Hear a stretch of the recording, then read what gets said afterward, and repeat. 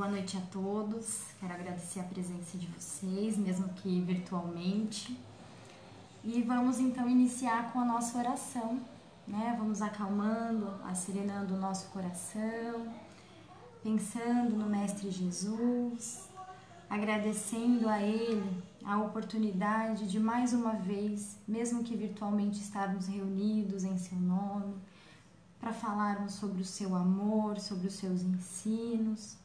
E pedimos, Senhor, que a gente consiga colocar o Seu ensinamento em prática, para que nós possamos amar mais, perdoar mais, auxiliar mais. Abençoa, Jesus, todos nós que somos irmãos de coração, irmãos no Cristo, e que assim seja, graças a Deus. Bom, meus irmãos, o tema que nós escolhemos para conversarmos um pouquinho hoje, ele está no capítulo 20 do Evangelho segundo o Espiritismo, que é intitulado Os Trabalhadores da Última Hora, mas nós vamos nos deter hoje no item 5, que é os obreiros do Senhor. E esse vai ser o nosso tema de hoje.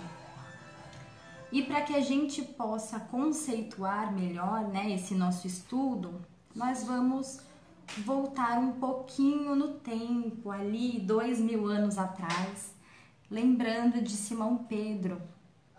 Simão, ele estava lá na sua modesta casa em Jerusalém, que mais tarde seria o primeiro santuário dos apóstolos, e Simão, ele estava refletindo, lembrando de Jesus, em torno de quem sempre havia abençoado o trabalho a fazer, e Simão desejava ardentemente voltar a trabalhar para o Cristo, né? Colocar tudo aquilo que ele aprendeu em prática. Simão queria ação.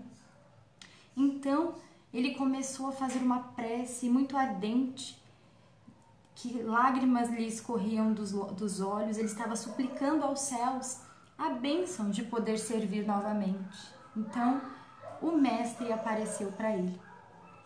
E aí Simão, em lágrimas, disse: Senhor, eu desejo muito servir, eu desejo muito voltar a trabalhar para o teu reino.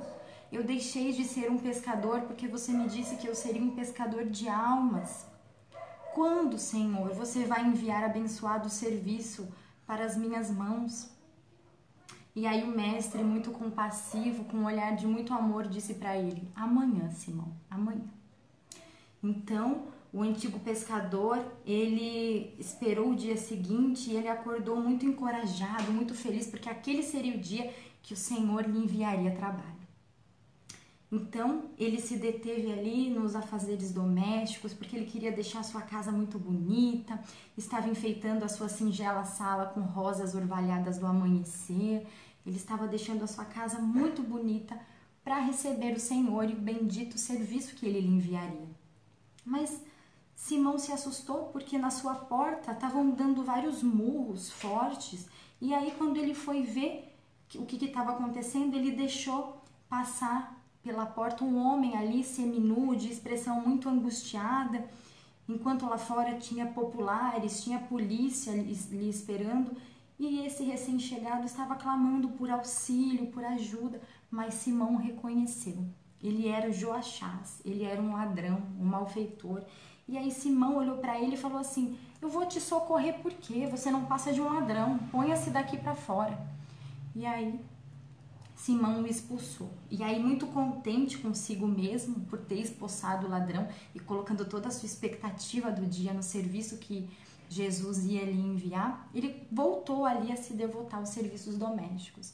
Mas aí, pela terceira vez, ele bateu alguém à porta. E aí, dessa vez, era uma moça muito infeliz, doente, clamando remédio, clamando roteiro espiritual.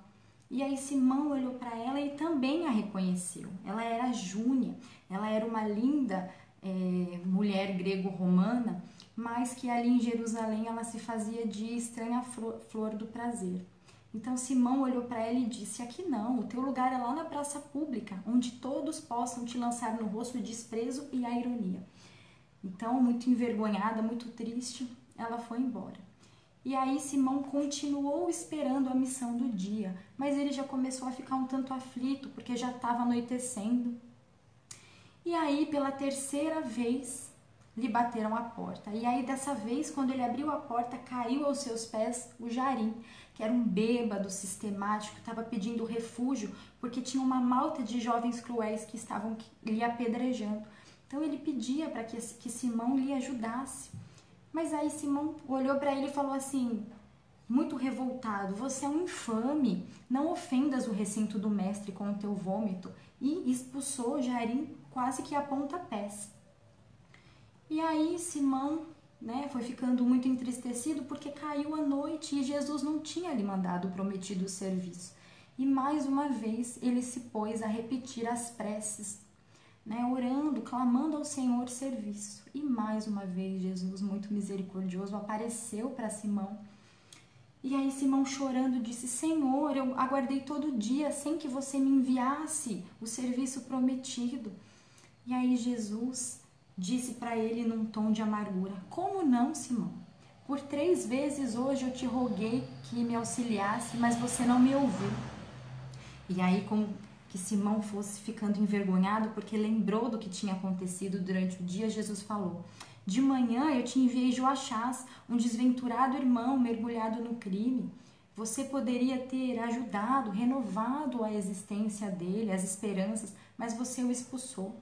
Ao meio-dia te enviei Júnia, uma irmã dementada, uma irmã doente. Você poderia ter esclarecido ela em meu nome, mas você a expulsou com sarcasmo. E no fim do dia te enviei Jarim, um desditoso irmão viciado, e você colocou ele para fora, quase que a pontapés. E aí Simão, chorando, muito envergonhado, disse: Senhor, grande é a minha ignorância, eu não sabia. Compadece-te de mim e me ajuda com o teu esclarecimento.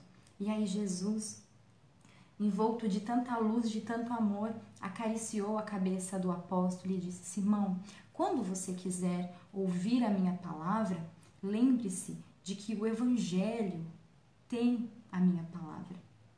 E aí Simão estendeu os braços e foi abraçar o mestre, mas ele já tinha ido embora. E aí Pedro, meio que cambaleando, pegou os apontamentos que tinha de Levi, o apóstolo Mateus, e abriu o que hoje nós conhecemos como capítulo 9, versículo 12, que diz: os sãos não precisam de remédio, mas sim os doentes. Então, meus irmãos, essa história que nos conta Humberto de Campos no livro Contos dessa e Doutra Vida é algo que nos acontece diariamente. Isso acontece conosco todos os dias. O Senhor está nos mandando serviço, mas nós estamos ignorando porque nós estamos distraídos. Estamos distraídos ou porque estamos felizes demais, ou porque estamos tristes, ou estamos distraídos porque nós esperamos que o Senhor nos envie um serviço que nós nos achamos dignos de executar. E aí nós vamos esquecendo do serviço do dia a dia, da hora a hora que Jesus está nos convidando a fazer.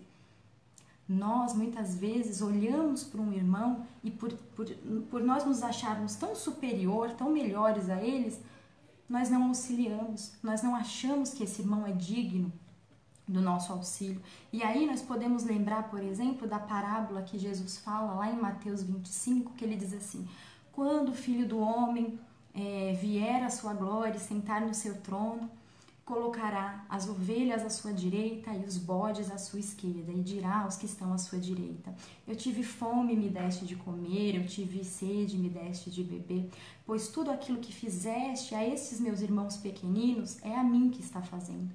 E dirá aos que estão à esquerda: tudo o que não fizeste a estes meus irmãos pequeninos é a mim que não está fazendo. Ou seja, quando nós temos a oportunidade de servir, quando Cristo confia em nós, que somos seus obreiros, que nós aceitamos essa missão do cristianismo, porque o cristianismo, ele não é teoria, o cristianismo é prática, é serviço, é colocar o ensino do mestre em prática. Então, quando o Senhor confia em nós e nos entrega um serviço, um irmão que nós precisamos auxiliar, e nós dizemos não, de uma forma ou de outra, nós estamos dizendo não a Jesus. Por isso é muito importante que nós analisemos o quanto nós estamos dispostos realmente a colaborar com a obra do Cristo, né? Porque o trabalhador fiel, ele não escolhe onde, quando, por que ele vai auxiliar, ele simplesmente vai e trabalha. O Cristo nunca negou auxílio a ninguém, então quem somos nós para escolher quem é digno ou não da nossa misericórdia? Nós, por acaso, não oramos, não rogamos a Deus, ao Cristo diariamente? Nós não pedimos misericórdia, nós não pedimos que o Senhor tenha paciência conosco, com os nossos erros.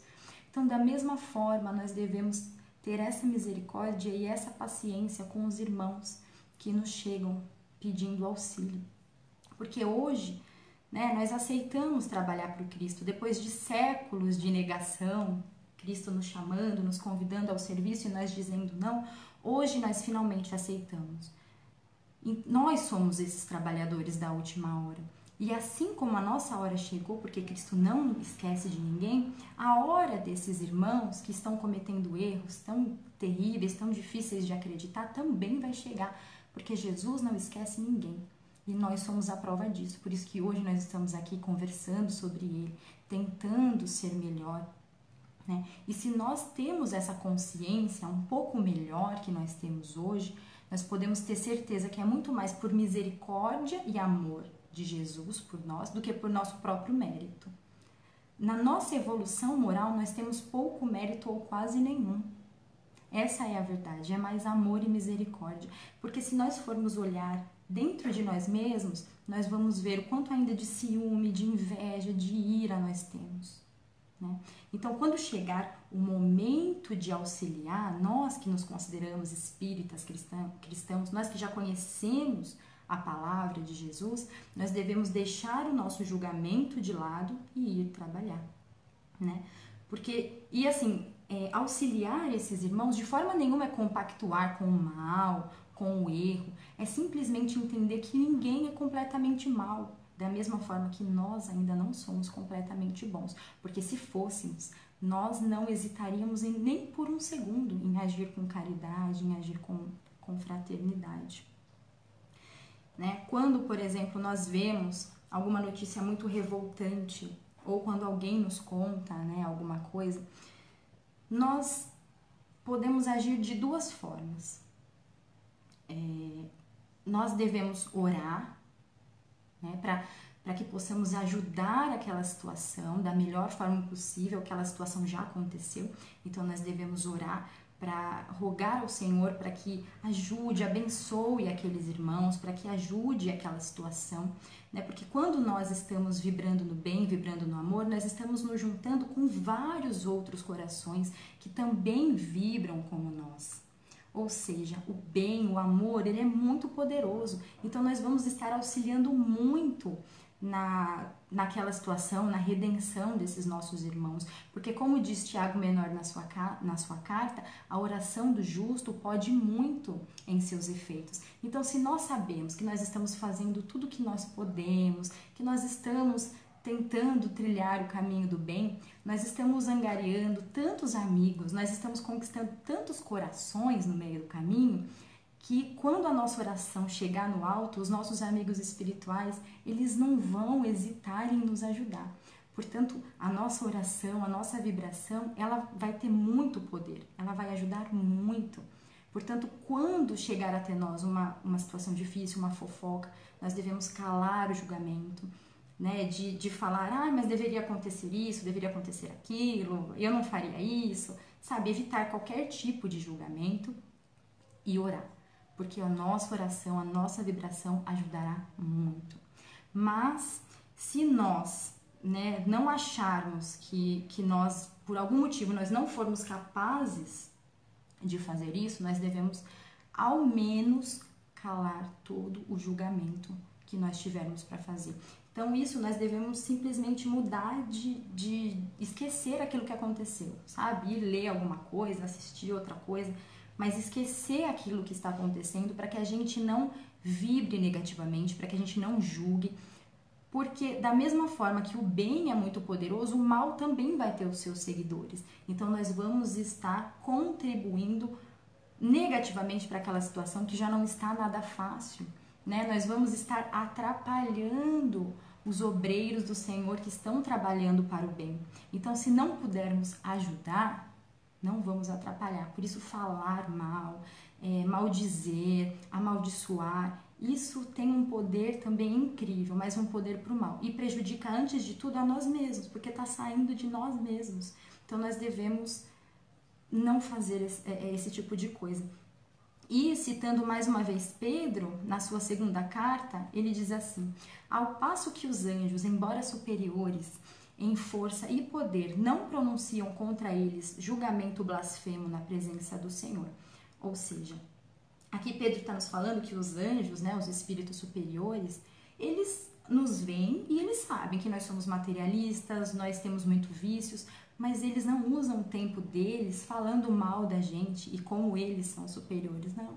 Eles usam o tempo deles para nos ajudar, para nos auxiliar como verdadeiros trabalhadores do Cristo. E Tiago Menor também, ele diz na sua carta: da mesma boca procedem bênção e maldição. Meus irmãos, não pode ser assim. Né? Nós não podemos estar com a mesma boca rogando bênçãos, pedindo para o Senhor coisas, pedindo para que Ele nos abençoe e estar falando mal dos seus filhos. Né? Pensa, nós que somos mães, que somos pais, é a mesma coisa, nós estarmos presentes e alguém está falando mal dos nossos filhos para a gente. Ou seja, isso não pode acontecer.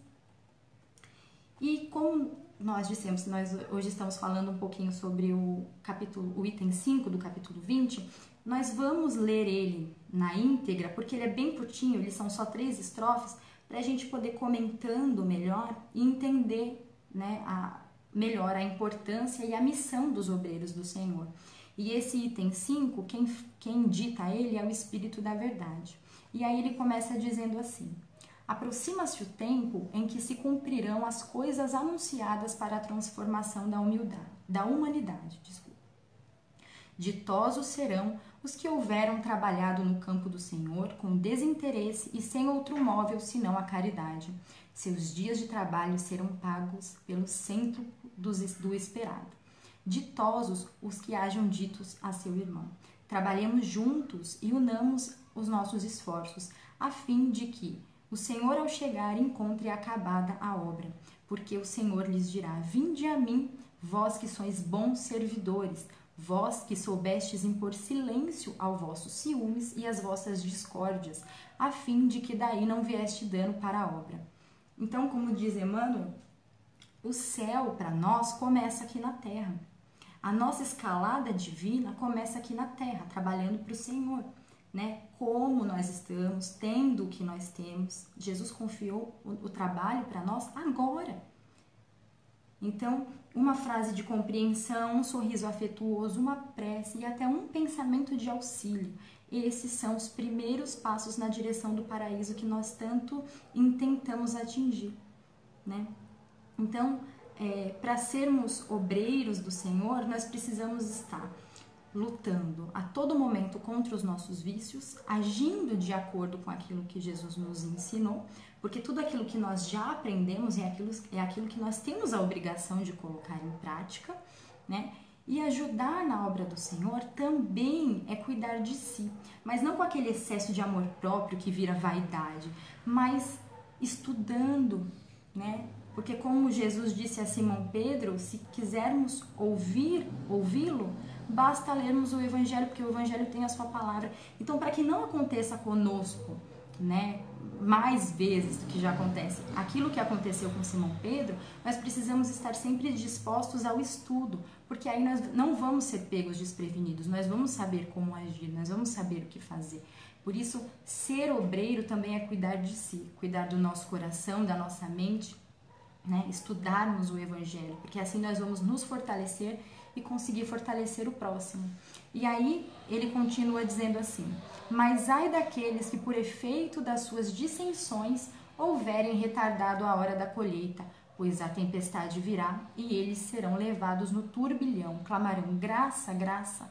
O Senhor, porém, lhes dirá: como implorais graça, vós que não tivestes piedade dos vossos irmãos e que vos negaste a estender-lhe as mãos, que esmagaste o fraco, que em vez de o amparardes, como suplicais graça? Vós que buscate a vossa recompensa nos gozos da terra, nada mais vos cabe pedir. As recompensas celestes são para os que não tenham buscado recompensa na terra. Então, para sermos obreiros do Cristo, nós não podemos escolher lados, quem nós vamos ajudar ou não, porque só existe um lado, que é o lado do Senhor. Nós devemos calar o nosso ciúme, nós devemos calar a nossa vaidade, a nossa inveja e simplesmente trabalhar. Porque é importante entendermos que a obra não é nossa, né? A causa do Cristo, ela necessita de cooperação. É juntos que nós podemos mais, é de mãos dadas que nós conseguiremos caminhar mais rápido, né? Nós precisamos entender que nós não somos melhores que ninguém. Graças ao amor paterno, graças ao amor de Deus, nós esquecemos aquilo que nós fizemos antes, porque senão, muito provavelmente, nós estaríamos todos escondidos dentro de casa com vergonha daquilo que nós fizemos. Então é muito importante sabermos que não somos melhores que ninguém e nós todos temos o mesmo destino, que é a perfeição, que é o nosso encontro com Deus. Então vamos nos ajudar para que o nosso caminho fique mais fácil. E aí o Espírito da Verdade, ele termina esse item dizendo assim: Deus procede neste momento ao censo dos seus servidores fiéis e já marcou com o dedo aqueles cujo devotamento é apenas aparente, a fim de que não usurpem o salário dos servidores animosos, pois os que não recuarem diante a sua tarefa é aquele que ele vai confiar postos mais difíceis na obra da regeneração pelo Espiritismo. Cumprir-se-ão estas palavras: os primeiros serão os últimos e os últimos serão os primeiros no reino dos céus. Ou seja, nós não podemos enganar a Deus, nós não podemos enganar Jesus, porque a aparência, o exterior, os rituais, né, sem o coração, eles não servem de nada. E aí isso nos faz lembrar a parábola do fariseu e do publicano, que Jesus conta que o fariseu e o publicano, eles sobem ao templo para orar, e o fariseu, ele começa a orar: meu Deus, muito obrigado por eu não ser como esses homens que roubam, que são adúlteros, porque muito obrigado porque eu jejuo 2 vezes por semana, eu dou dízimo de tudo que eu tenho. E aí ele vê o publicano e diz: muito obrigado por eu não ser como esse publicano. E aí o publicano, na hora de orar, ele nem consegue olhar para cima, ele tão envergonhado dele mesmo, ele ora para baixo, batendo no peito, dizendo: Senhor, eu sou um pecador, tenha misericórdia de mim. E aí Jesus diz: desses 2, apenas o publicano saiu justificado do templo. E se nós formos ver pela perspectiva da época, o fariseu, um homem da lei, um doutor da lei, que entendia a lei, sabia interpretar a lei, era um homem visto pela sociedade como um homem justo, como um homem bom. E Jesus diz que ele não saiu justificado, porque ele está se achando tão perfeito, tão acima de todos, e ele, com todo esse conhecimento que ele tinha, ele poderia estar fazendo o quê? Auxiliando os outros, ajudando os outros. Por isso que ele não saiu justificado, porque aparentemente ele poderia ser muito bom, mas dentro do seu coração, Deus sabia que não. E o publicano, que era um cobrador de impostos, que sofria muito preconceito, né? Porque ele tirava o seu sustento desses impostos que ele cobrava, saiu justificado, porque ele era humilde, né? Ele sabia quem ele era, ele sabia os defeitos que ele tinha e ele queria se melhorar. Por isso, o Senhor, ele não quer a nossa aparência, ele quer o nosso coração. E por isso vamos entregar o nosso coração para Jesus, porque ele vai cuidar muito bem do nosso coração. Jesus, ele busca quem tem bom ânimo para o trabalho. Jesus, ele não busca pessoas perfeitas, porque é apenas através do trabalho que nós vamos nos aperfeiçoar. E Jesus está nos dando essa oportunidade de um dia sermos perfeitos, tal como ele é.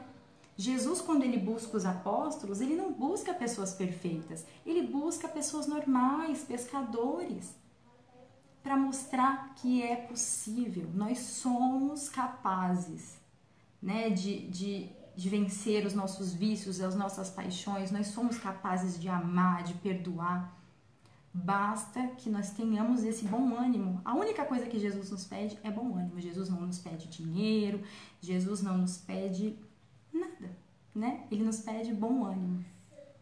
E aí, lembrando que o Espírito da Verdade diz assim: pois aos que não recuarem diante das suas tarefas, é que ele vai confiar os postos mais difíceis na grande obra da regeneração pelo Espiritismo. Ou seja, nós não vamos descansar, nós vamos trabalhar ainda mais. E quanto mais nós trabalharmos, mais nós seremos felizes e ficaremos satisfeitos, porque o trabalho, ele é uma lei, mas trabalhar com o Cristo é divino, trabalhar com o Cristo é uma honra.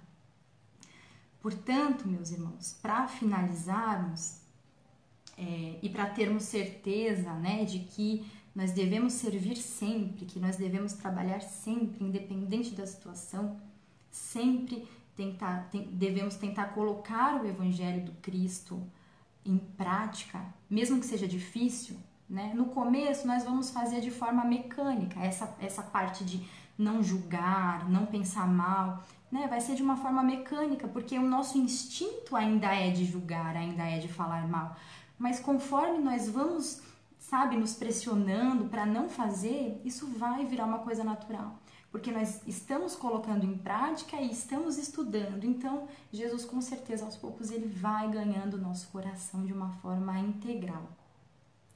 Então, e só para relembrar sobre Simão Pedro, que nós vemos, né, essa parábola, que Pedro, ele teve as suas dificuldades, ele tinha uma personalidade forte, mas a confiança que Jesus tinha nele e a confiança que ele tinha em Jesus, o amor que Jesus tinha por ele, a paciência que o Cristo tinha para ensinar a Pedro e a confiança porque Cristo o colocou como o líder dos seus apóstolos. Cristo deu a ele toda a autoridade perante os seus apóstolos, né? Então, olha como Jesus sabia da potência, do potencial de Pedro, que pelo amor do Cristo, né, ele se transformou num homem calmo, num homem sábio, no líder dos apóstolos. E é isso o que Jesus também tem por nós. Jesus confia na gente. Confia, porque senão nós não estaríamos aqui falando sobre ele, falando em trabalhar para ele, para o reino de Deus. Jesus, ele tem muita paciência para nos explicar. Jesus nunca desistiu de nós. Então, tudo isso que nós vemos que Jesus tinha com os apóstolos, essa paciência, esse amor de ensinar, de esperar, é o que Jesus tem conosco. Por isso, vamos deixar que esse amor do Senhor nos transforme.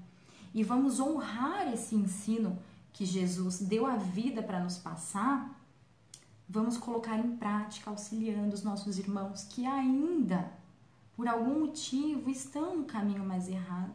E mesmo que não pudermos auxiliar financeiramente, em palavras, meus irmãos, vamos auxiliar em oração. A nossa oração tem um poder muito grande. A nossa oração é a nossa união com o Pai. Nós estamos falando diretamente com Deus.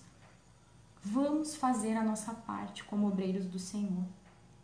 E aí, para finalizar, e também para servir como a nossa prece de encerramento, nós vamos ler uma linda poesia da Maria Dolores, psicografada por Chico Xavier, que vai nos falar ainda da importância do trabalho, não importa a circunstância, inclusive quando desencarnarmos.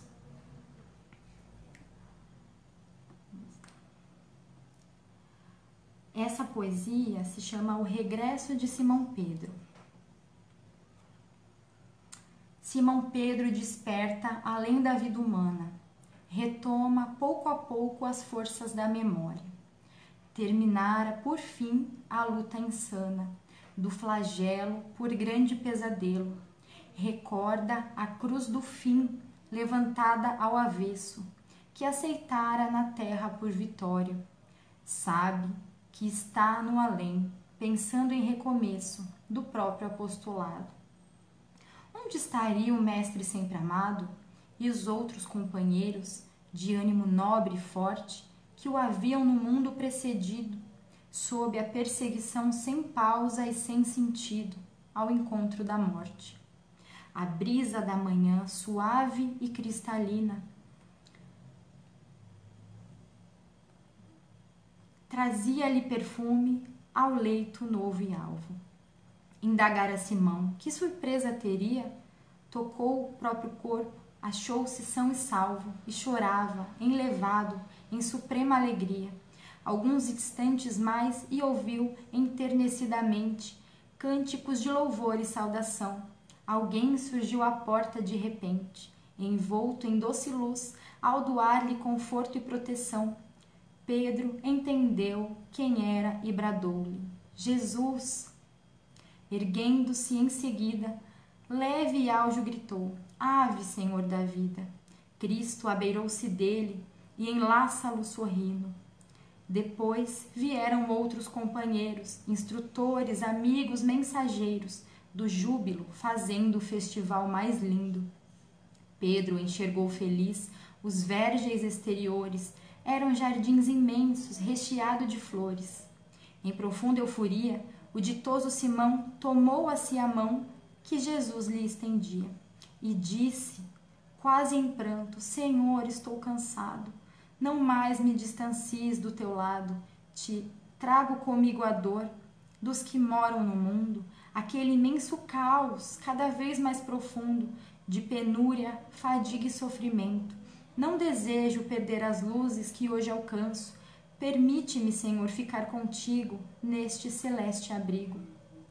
Necessito de paz, de socorro e descanso, ao mundo de onde venho, pelas tribulações padecidas no lenho. Não mais quero voltar. Desejo aqui viver contigo neste lar. Mas Jesus apontou-lhe o imenso espaço à frente e falou-lhe a sorrir: Fica, Simão, se estás contente. Estes sítios são teus, tanto quanto de todos os irmãos que serviram na terra a bondade de Deus. Cristo fez pausa e logo após explicou: Quanto a mim, não posso repousar. A construção do bem é o meu lugar. Ouve, Simão, enquanto houver na terra um só gemido, numa gota de pranto, enquanto houver no mundo um coração caído, devo esforçar-me por permanecer no trabalho do amor, que é o meu dever. Mas descansa, Simão, ver-nos-emos depois. Nunca houve distância entre nós dois. Afastou-se Jesus. Entretanto, Simão, fitando o excelso amigo, bradou sem vacilar: Senhor, eu vou contigo. No passo firme do divino mestre, ambos se retiraram às alturas, buscando a direção das faixas obscuras da vastidão terrestre. Na retaguarda em paz ficou a multidão de almas angelicais numa doce canção, cujo estribilho recordava esta expressão de luz nos hinos galileus: Louvado seja o amor, bendito seja Deus. Bom, meus irmãos, é isso. Trabalhemos sempre, então, em nome de Jesus. Muito obrigada, boa noite.